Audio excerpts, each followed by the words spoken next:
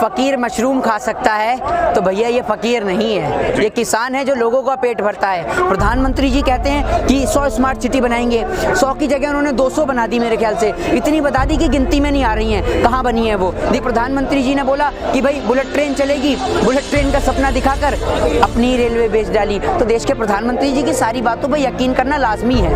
विकास हुआ है इस देश के अंदर अंबानी का, अडानी का। 6 साल के अंदर नीरव मोदी जैसे भगोड़े इस देश का लाखों करोड़ों रुपए लेके भागते हुए नजर आए हैं। तो देश का किसान है जो लोगों का पेट भरने में विश्वास रखता है, उनका पेट काटने में नहीं। भारत देश कंगाल हो गया, देश पूरा कंगाल हो चुका है, कुछ नहीं बचा देश के अंदर। MTNL, BSNL, railway, airports, Lal Qila, सब कुछ खत्म। और वो दिन दूर नहीं है जब आपको DP और PP और HP की जगह नजर आएगा AP, Ambani police, Adani police. वो भी दिन दूर नहीं है, वो बहुत जल्द नजर आने वाला है मोदी सरकार के राज में, देश की सरकार ने। लेकिन वो तो कह रहे हैं गंगा जल से भी ज्यादा पवित्र है ये विधेयक। गंगा जल से ज्यादा पवित्र तो देश के प्रधानमंत्री जी हैं, जो इतना आप समझिए कि इतना वो बोलते हैं सच कि मैं उसकी बोल नहीं सकता उनके बारे में। प्रधानमंत्री जी कहते हैं कि 100 स्मार्ट सिटी बनाएंगे, 100 की जगह उन्होंने 200 बना दी। मेरे ख्याल से इतनी बता दी कि गिनती में नहीं आ रही हैं, कहाँ बनी है वो, दिखाई नहीं देती हैं बस। ठीक है, 15-15 लाख की बात करी थी, आप ये देखिए बैंकों को दिवालिया घोषित कर दिया, लोगों के खाते में 30-30 लाख रुपए पहुंच गए। ठीक है, देश के प्रधानमंत्री जी ने बोला कि भाई बुलेट ट्रेन चलेगी, बुलेट ट्रेन का सपना दिखाकर अपनी रेलवे बेच डाली। तो देश के प्रधानमंत्री जी की सारी बातों पर यकीन करना लाजमी है। तमाम बीजेपी के लोग तो ये बोलते हैं कि 6 साल बेमिसाल, आप तो लगातार लाइन गिनाए रहे हैं। 6 साल बेमिसाल नहीं, 6 साल देश की जनता का बुरा हाल, ये है मोदी जी की टैगलाइन अगर दी जाए तो। 6 साल में 6 साल में विकास हुआ है, इस बात में कोई दोहराई नहीं है। विकास हुआ है इस देश के अंदर अंबानी का, अडानी का। 6 साल के अंदर नीरव मोदी जैसे भगोड़े इस देश का लाखों करोड़ों रुपए लेके भागते हुए नजर आए हैं। तो विकास तो हुआ है ना, चाहे उद्योगपतियों का हुआ है, चाहे बिजनेसमैनों का हुआ हो, लेकिन विकास हुआ है मोदी राज में। जी, वो तो कहते हैं हमने जो किया, जो कहा वह किया। उन्होंने 370 धारा हटाई, उन्होंने राम मंदिर बनाया और अब तो नया संसद भी बनने आ रहा है। अंग्रेजों के बाद पहला ऐसा कार्य है जो तमाम बीजेपी के लोग बोलते हैं कि वो ऐतिहासिक कार्य है। ये कौन लोग कहते हैं इस तरीके की बातें? मैं तो सुन नहीं पा रहा हूँ इन स्टेटमेंट को। मैं ये सुनना चाहता हूँ कि कोई बीजेपी का व्यक्ति आकर तो बोले कि राम मंदिर मैंने बनाया है। अबे भाई, तुमने राम मंदिर अगर बनाया है तो कोर्ट क्या कर रहा था, ये तो बताइए। राम मंदिर बनाने वाले बीजेपी के लोग नहीं हैं, राम मंदिर को कोर्ट ने बनाया है। अगर बीजेपी राम मंदिर को बनाती तो जिस तरीके से 3 तलाक का मुद्दा रातों रात पार्लियामेंट से पास हो जाता है, ठीक उसी तरीके से भगवान श्री राम कभी कोर्ट का दरवाजा नहीं खटखटाते। क्यों भगवान श्री राम को कोर्ट तक भेजा इन बीजेपी और RSS के लोगों ने? क्यों नहीं कराया पार्लियामेंट से पास? क्योंकि ना ये राम को ना रहीम को, ये ना राम को ना रहीम के, ये कुर्सी के पुजारी हैं और कुर्सी की लगी बीजेपी को बीमारी है। बदला लेगी जनता किसानों और राम के अपमान का। खा गए ये माल राम और किसान के नाम का। जी मोहित जी, यहाँ पे जिस तरीके के बंदोबस्त देखने में नजर आ रहे हैं, रजाई गद्दे, बहुत बढ़िया खाना पीना है, ड्राई फ्रूट यहाँ पे लोग खा रहे हैं और तमाम ये मीडिया पे आ रहा है, अखबारों में आ रहा है कि यहाँ पर बहुत बड़ी फंडिंग हो रही है, विदेशों से फंडिंग हो रही है, तमाम पार्टियों से फंडिंग हो रही है। आप एक बात बताइए, जब फकीर मशरूम खा सकता है तो भैया ये फकीर नहीं है, ये किसान है जो लोगों का पेट भरता है। तो आज देश के तमाम लोग, और आपको एक बात बताऊं, यहाँ से कुछ दूरी पे ये पूरा इंडस्ट्रियल एरिया है, तो यहाँ जो मजदूर लोग हैं ना, वो भी यहाँ कर खाना खाते हैं। ये बीजेपी की मोदी की तरह नहीं कि लोगों की थाली से रोटी छीन लो। ये देश का किसान है जो लोगों का पेट भरने में विश्वास रखता है, उनका पेट काटने में नहीं। जी, वो तो लगातार यह बात कर रहे हैं मोहित जी कि कहीं ज्यादा किसानों की आमदनी बढ़ेगी, कहीं ज्यादा किसान मजबूत होंगे। फिर किस बात पे ये लोग अड़े हुए हैं यहाँ पे? अगर किसान मजबूत होगा और इस बिल से फायदा है तो आपके जितने भी मेंबर ऑफ पार्लियामेंट हैं, जितने भी आपके MLA हैं, जितने भी MP हैं, जितने भी राज्यसभा हैं, उन सबको बोलिए ना 1 साल के लिए सारे पद छोड़ दें और खेती कर लें जब इतना फायदा नजर आ रहा है। अगर आपके वो नेता करोड़पति बन गए तो देश के किसानों के लिए भी लागू कर दीजिएगा। क्यों नहीं करते आप? प्रधानमंत्री जी से कहिए खेती में इतना फायदा है तो आप खेती करिए ना।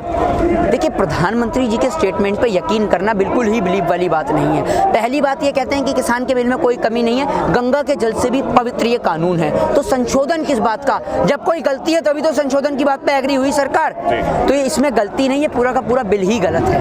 बताया जा रहा है कि इनको बर्ग ला के लाया गया है, यहाँ पे बहका के लाया गया है। इनको बरगलाएगा और बहकलाएगा कौन, ये बताइए मुझे।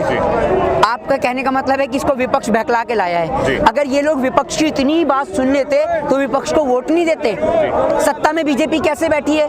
या तो फिर सत्ता में बैठी बीजेपी ने ईवीएम से या किसी भी तरीके से कोई ना कोई गड़बड़ करी है, तभी तो वो सत्ता में बैठी है, क्योंकि ये कह रहे हैं कि बरगला रहे हैं। जब किसान इनकी बात से बरगला सकता है तो आप ये भी तो सोचिए कि किसान इन्हें वोट भी दे सकता है, लेकिन वोट दिया क्यों नहीं? यानी सरकार ने कहीं ना कहीं धांधला करा है ना, धांधलेबाजी करी है, तभी तो सरकार कह रही है कि बरगला रहे हैं। जी, आप कह रहे हैं कहीं ना कहीं झोलझाल है इस काम के अंदर, लेकिन वह ये बोलते हैं कि हम तो कहीं ज़्यादा मजबूत होते जा रहे हैं और तमाम जनता भी उनको, आप देख रहे हैं तमाम स्टेटों के अंदर भी उनकी जीत सुनिश्चित होती जा रही है। तो बिल्कुल मजबूत तो होंगे ही, पूरा सपोर्ट है अंबानी और अडानी का। जी, देश के सबसे बड़े, एक और जहां पूरा भारत देश कंगाल हो गया, देश पूरा कंगाल हो चुका है, कुछ नहीं बचा देश के अंदर। MTNL, BSNL, railway, airports, Lal Qila, सब कुछ खत्म। और वो दिन दूर नहीं है जब आपको DP और PP और HP की जगह नजर आएगा AP, Ambani police, Adani police. वो भी दिन दूर नहीं है, वो बहुत जल्द नजर आने वाला है मोदी सरकार के राज में। जब देश के किसान को उसी के खेत में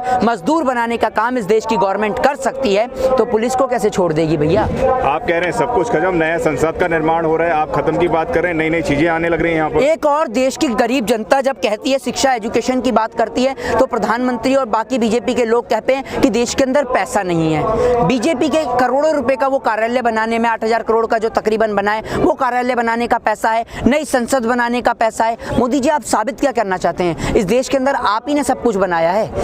मतलब आपके जन्म ना होने से पहले इस देश के अंदर सिर्फ एक रेलवे स्टेशन था जिसपे आप चाय बेचा करते थे और कुछ देश में नहीं था। ये साबित करना चाह रहे हैं कि आप देश के अंदर? ये आप देखिए, वोट मांगा सीता के पति के नाम पर और काम कर रहे हैं नीता के पति के लिए। देख रहे हैं, पूरे देश की जनता ही देख रही है। अंबानी और अडानी की संपत्ति बढ़ जाती है, देश कंगाल हो जाता है। इस बात का सवाल का जवाब सरकार देगी या आप देंगे? मोदी जी, लगातार जो सरकार ये है बोल रही है कि हम तो किसानों के साथ बात करना चाहते हैं, 5 से 7 बार बात भी हुई है, पर किसान अपनी हट पे अड़े हुए हैं, वह नहीं मान रहे हैं। तो किसान मानेगा भी नहीं जी। किसान मानेगा भी क्यों? किसान तो कह चुका है कि हमें 99.9% भी संशोधन नहीं करना, हमें ये तीनों काले कानून बिल वापस चाहिए, और किसान अपनी मांग पर अड़ी गए। जी, जितने भी बॉर्डर्स हैं उन तमाम बॉर्डर्स पे आप गए हैं, क्या लगता है किसानों का रुख, किसानों का मूड और आने वाला क्या लगता है कि क्या करने वाले हैं किसान नया? देखिए, देश के किसान का क्या है, निश्चित तौर पर उनकी बात को मान लिया जाए। किसान जैसे आया है पंजाब, हरियाणा, उत्तर प्रदेश, महाराष्ट्र से, वैसे ही वापस चला जाएगा। लेकिन जब तक देश के किसान की मांग नहीं मानी जाएगी, वो यहीं बैठा है, लेकिन शांतिपूर्ण तरीके से बैठा है, किसी भी सरकारी संपत्ति को नुकसान नहीं पहुंचा रहा है, कानून और संविधान के दायरे में रहकर अपनी बात को रख रहा है। लेकिन देश की सरकार जो लगातार कानून और संविधान की धज्जियां उड़ाती आई है, एक बार फिर उसने संविधान और कानून की धज्जियां उड़ाई हैं। किसानों को रोकने के लिए कोबरा वायर्स का प्रयोग किया गया है। कोबरा वायर्स वो होती हैं जिनका प्रयोग आप खेत के अंदर आवारा पशुओं को रोकने के लिए भी नहीं लगा सकते, लेकिन देश की सरकार ने किसानों को रोकने के लिए ये कोबरा वायर्स लगाई हैं। यानी आपकी नज़र में, सरकार की नज़र में, इन किसानों की हालत आवारा पशुओं से भी बदतर है। आप ये साबित करना चाहते हैं क्या?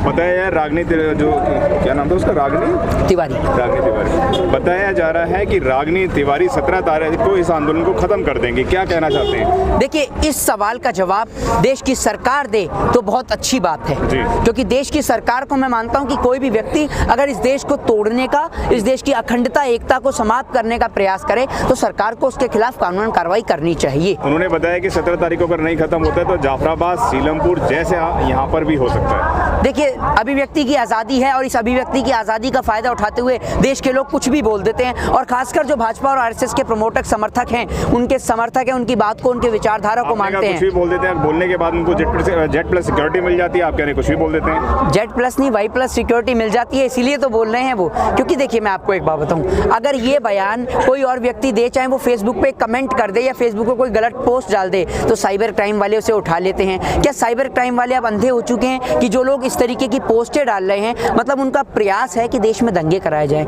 लेकिन देश के लोग, ये देश का किसान है, कोई लड़ाकू आदमी नहीं है, ये देश में कोई टेररिस्ट, खालिस्तानी, आतंकवादी समर्थक नहीं है, देश का किसान है जो शांतिपूर्ण तरीके से अपनी बात को रखना जानता है। ये भी कहा जा रहा है कि यहाँ पे जो कोरोना महामारी है वो कहीं ज़्यादा बढ़ जाएगी इन लोगों के आने से।